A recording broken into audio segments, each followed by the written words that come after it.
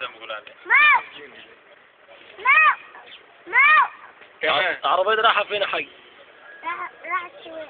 السويس؟ بكام الأجرة؟ 14 جنيه. بس يسر الله نعدمك. يلا بس يا عم خليه حم. رايحة يلا اشتغل شوف أكل عيشة. موقف. روح عند عندي كمان. يلا لف الداية روح قول لهم موقف. يلا يا ابني هتحقق. هتروح للبنات بقى انت زهقتين انت. الراجل ده عايز عربيتين. عربية. الحمولة كام؟ عربيتين لكم. الحمولة بتاعتهم كام؟ جيني. كام؟ انا هقولك على العربية كسر العربية بتاعتك. ولا 10 جنيه. العربية ب10 جنيه؟ والفرد بكام؟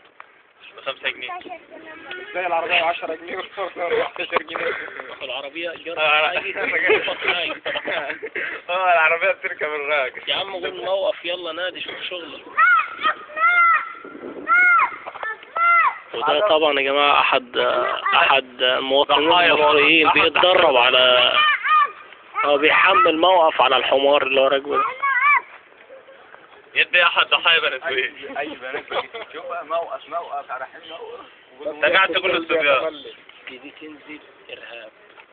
طفل يدخل جامعة بني سويف لتفجير الجامعة. كمان صورك يلا. لا أسمع.